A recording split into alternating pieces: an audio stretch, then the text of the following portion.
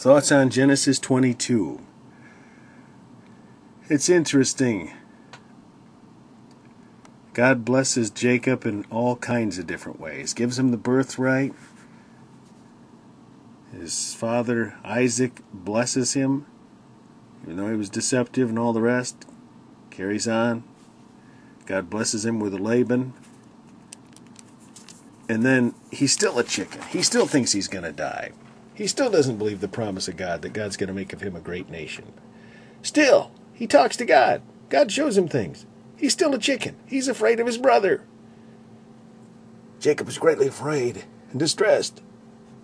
He starts dividing up stuff. Look, I got to give him presents. And I love Esau's response when we get to that in the next chapter. But in this chapter, he's like, Look, you guys get up in front, get up there. You guys all stand in this big pile of people. And then there's another band, and you guys stand there, and all you guys get in front of me. And tell them we got presents for him. And then it says in verse 24. And Jacob was left alone. He took them and sent them over the brook and sent over all that he had. He put everybody in front of him. But in so doing, he was left alone. And that's when he met with God. And this is interesting too, because in Exodus, when Moses met with God, Moses somehow wasn't afraid of God. He was at first. He saw the burning bush, and he feared. Next thing you know, he's telling God, I can't do that. I can't do that. And he doesn't fear God in explaining to him that he can't do what God wanted him to do. So he didn't fear that.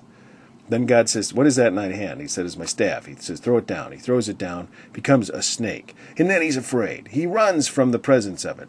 He's afraid. Suddenly he's afraid of a stick that God made into a snake. But he's not afraid of God. That doesn't make sense. But here's Jacob. Jacob wrestles with the Lord. He wrestled with him. He's afraid of his brother Esau. But then he wrestles with God.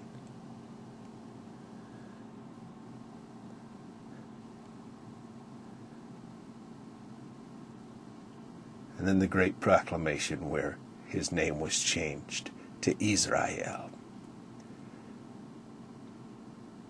And the fact that God has made of that little teeny nation a great people that cannot be defeated.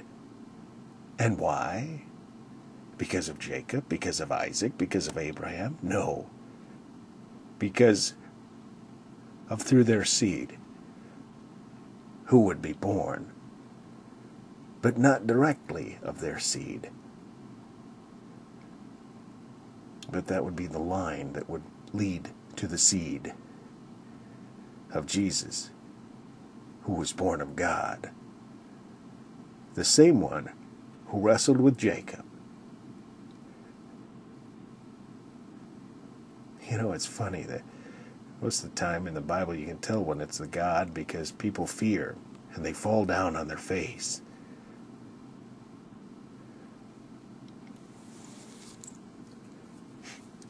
If it's not Christ, they'll say, "Get up." You know, don't bow down to me. But you can tell when it's Christ, but he doesn't bow. Because this was the beginning of where it started to happen, where it was leading to Christ.